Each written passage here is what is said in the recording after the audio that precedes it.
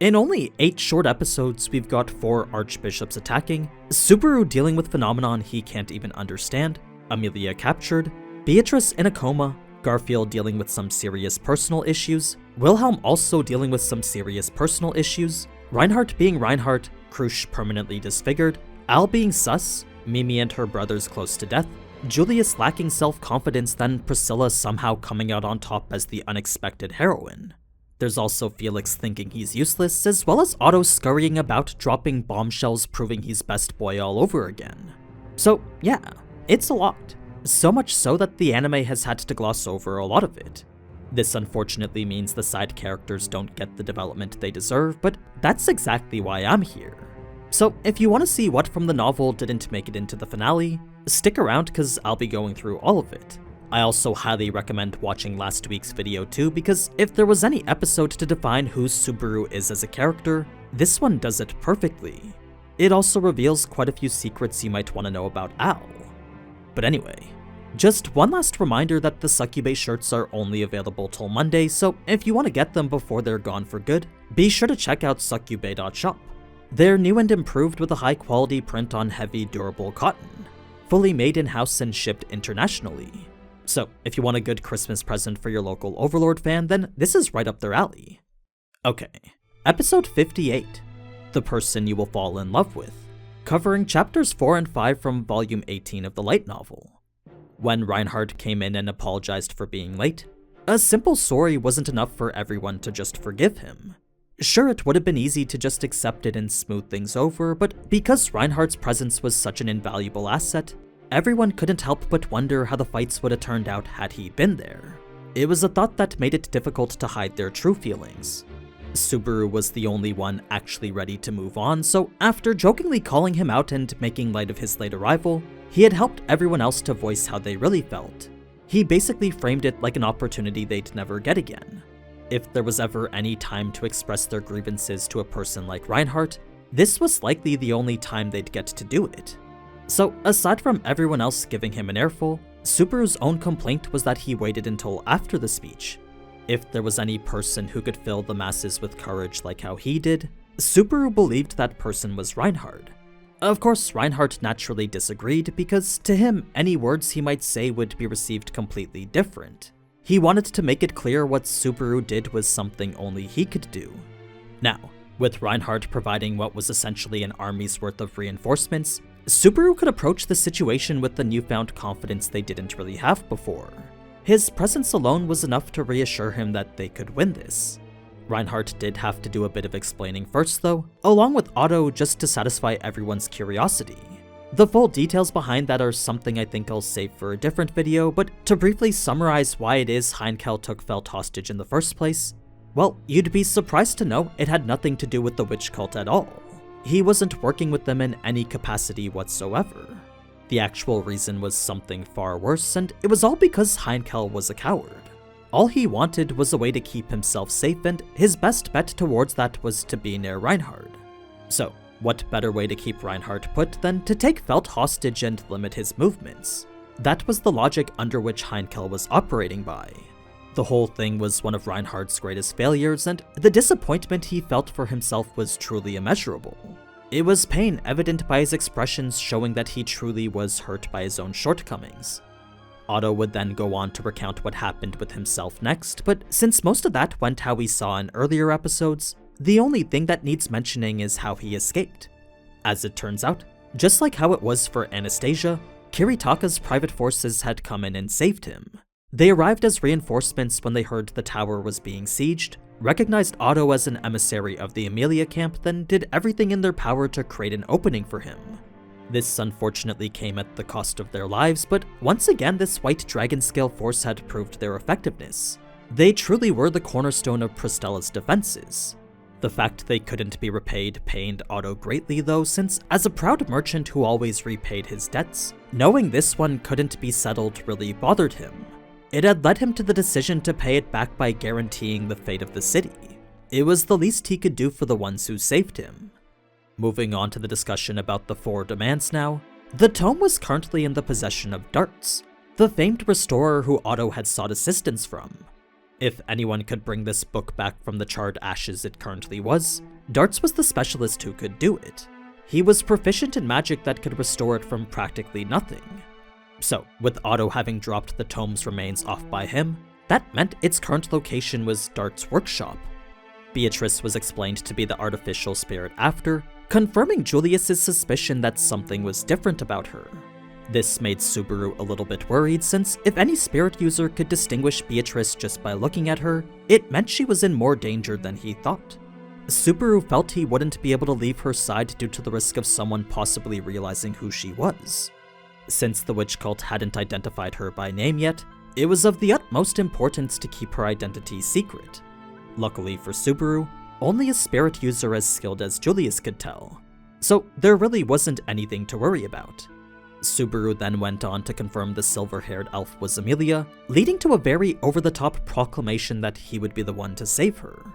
This wasn't the same as all the other times he usually did, since this time Subaru shouted proudly that only he would be the one to marry Amelia.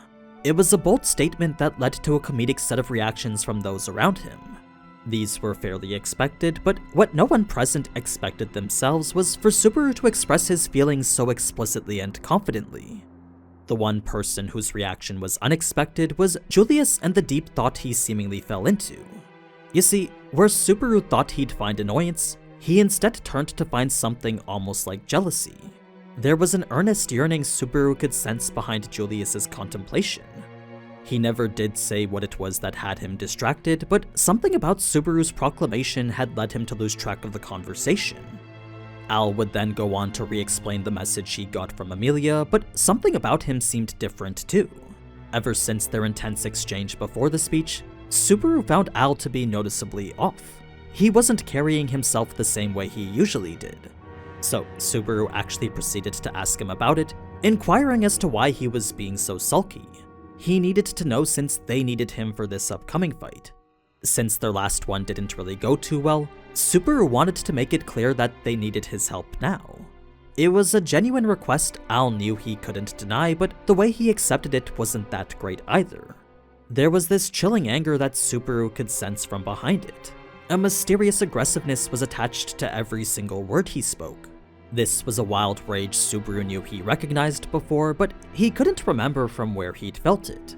All he knew was that Al's hostility was something familiar. Fortunately, Priscilla would enter to change that tone completely, bringing a whole new perspective to the conversation. It was as she got caught up, though, that Subaru would step out to handle some of his other conversations. So first was Otto explaining why he did what he did, basically highlighting the level of concern he had for Amelia and Subaru. He was constantly thinking, planning, and observing in a way Subaru didn't even consider, saving him day after day without him even realizing it. This was something Subaru couldn't even begin to express his gratitude for, but Otto would stop him before he could even try. What he needed to focus on now was finding Darts and getting the tome back from him. Subaru's conversation with Wilhelm was next, starting with a friendly warning about what might happen when dealing with Felix. You see, since he was still blaming everyone for not helping Krush, Subaru was one of the people he probably resented most right now. As the only one who could have prevented Krush's condition, the fact he didn't was something Felix couldn't really forgive him for yet. So there was a good chance Felix would say something he didn't really mean. A few insults that were just a reflection of the emotions he couldn't control right now. Wilhelm would then go on to discuss the necromancy problem, stating some interesting names pertaining to those who could be related to it. There was the hero of the demi-humans Libre Fermi, the great strategist Valga Cromwell, then the evil witch Sphinx who, just like Satella, carved her name into history with blood. These were the kingdom's greatest enemies from the demi-human war decades ago, the ones responsible for leading an army of the dead against them. Sphinx in particular was the worst because she alone killed indiscriminately on both sides. She had created an ocean of blood without even batting an eye. So, as a witch that Subaru had never heard of before, he was naturally curious to know how she was associated to the others. That's when Wilhelm would reveal she was only called a witch out of convenience, making her in existence likely different from those of the true witches. What that meant is that, unlike the other witches who, though dead, still somehow remain alive, Sphinx being destroyed in the war should mean she actually is dead. How her magic remains is a different question, but it's likely the corpse soldiers are a result of her. Well, at least her specific taboo anyway. Now, the anime did well to explain the Astrea family rift after because it made clear where everybody's issues came from. Wilhelm blamed Reinhardt, Heinkel scorned Wilhelm, then Reinhardt took all of it silently. Only in time did Wilhelm start to blame himself.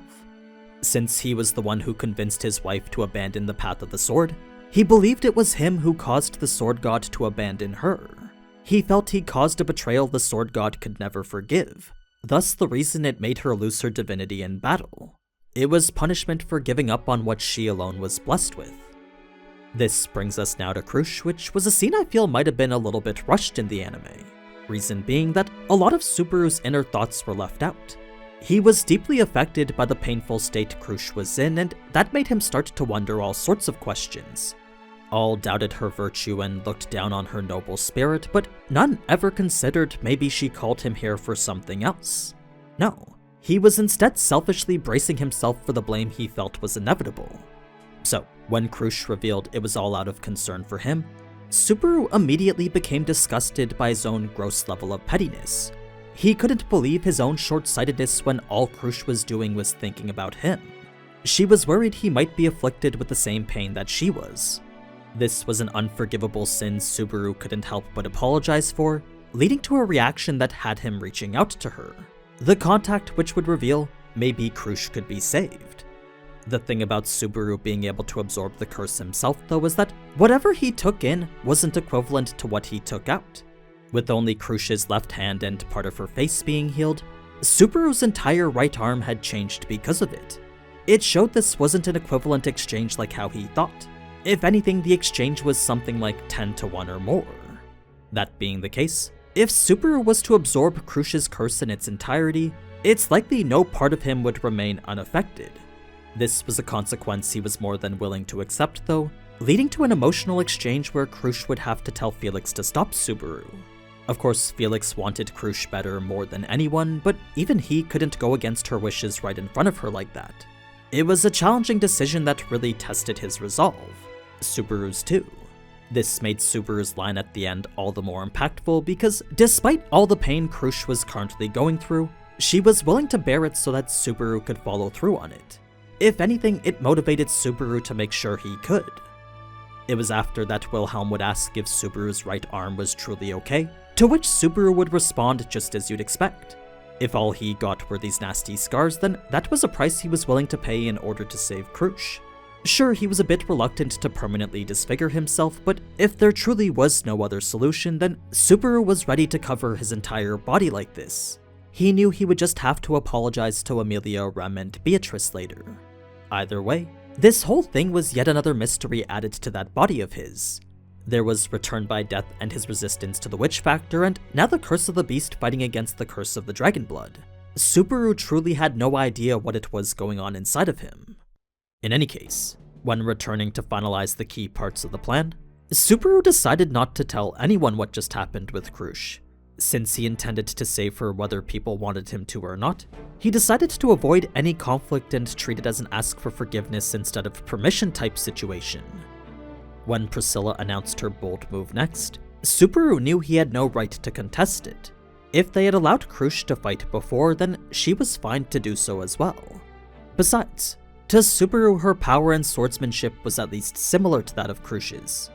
So, to even question or challenge her decision, well, that had led to some serious shade being thrown towards Krush. It was enough that Wilhelm felt the need to step in and defend her. Of course, Priscilla being Priscilla, stood by her words and even doubled down. She truly believed anyone forced to leave before the main show had even started certainly wasn't fit to be the lead. She was expressing her disappointment in the person she thought was Krush. Anastasia was the one who had to calm things down, bringing the discussion back on course with regards to how Priscilla planned to beat Wrath. Well, as dangerous as it was, Priscilla made it clear she wouldn't have chosen a fight she knew she couldn't win. You see, with the very logic of the world proceeding in a way that was most convenient to her, Priscilla knew defeat wasn't even a possibility. It's why she could have absolute confidence in both her and Liliana's safety. Now, Reinhardt receiving the Blessing of Judgment, then using it to determine Liliana's power is pretty much as OP as you think it is. So, to answer your question, yes, Reinhardt can wish for whatever blessing he wants. Should he desire something when he needs it, then whether it be the gods, the world, or fate itself, something out there would make it happen. The limits of said blessings aren't exactly known, but the author has mentioned they're usually just minor buffs, not something totally game-changing like a blessing of teleportation. There's really no point trying to understand how it works though, because at the end of the day, Reinhardt will just do whatever Reinhardt does. As for how Subaru perceived this power himself, the whole thing felt incredibly wrong. As amazing of an ability it was, he couldn't help but feel something was off about it. Now, to switch over to Liliana and her own meager blessing, this simply allows her to convey her feelings to others. Normally it's telepathy limited to those she's intimate with, but it seems singing has expanded that range to everyone. It was information Priscilla already claimed to know, so the fact everyone had gone to such great lengths just to verify it, well, that was simply absurd to her. It was a testament to the heroics Priscilla was putting on in her own way. She didn't need a blessing to determine Liliana could do this because she had already entrusted her fate to the fact she would. It was yet another display of her often overlooked ingenuity. Still, Subaru wanted to reduce any risk where he could because where Priscilla believed his concern to be completely misplaced, Subaru didn't want anyone to die. As much as it would have benefited him and the Amelia camp, Priscilla's death was not something any of them would celebrate. It was a firm stance that fully caught Priscilla by surprise. Moving on to who fought lust. The reason Reinhardt felt the need to protest Wilhelm's decision is because his swirling bloodlust made it clear he wasn't in the right mind to. There was a clear demeanor which made Wilhelm seem focused on something other than the fight. This was what Reinhardt picked up on, leading to the attempted intervention we see in the anime. This, however, only spurred Wilhelm to resolve himself more, unleashing the conviction of the Sword Devil through and through. He had this fierce grin along with a strong desire for battle, a confident attitude that I can only imagine was far different from what we got in the anime. The plea that finally convinced Reinhardt to let it go was Garfield's request to help Subaru. Since he too had to abandon his camp to repay his debt, Garfield could only beg for the help of someone who was stronger than him. It was a powerful display that showed he now accepted his weakness and the result of his failures. Development that's been pretty sidelined for Garfield. So, with all the matchups now decided, the last thing to do was distribute the conversation mirrors. With only 3 available and 4 teams in total, that meant they needed to be divided by importance. So, the first went to Team Wrath since learning of her defeat was the most essential. The next to Team Greed since there was a good chance Reinhardt beats him quick, then the third to Team Lust due to the sheer amount of numbers she had. Reason being that if Reinhardt was to become available after beating Greed, then it would be good to know whether Team Lust needed his help or not. So this was the plan Subaru put together for them.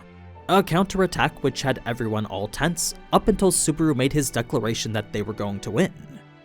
That's where I'm going to end it for this video, so if you liked what you saw and want to see more, then leave a like and check out the previous episodes. I'll be covering the last bit of this episode in another video, a smaller second part to the finale that'll probably come out next week. I'll talk about it early on stream on Sunday too, so if you want to prove your ReZero knowledge and win some prizes, come join us over at Twitch or here on YouTube.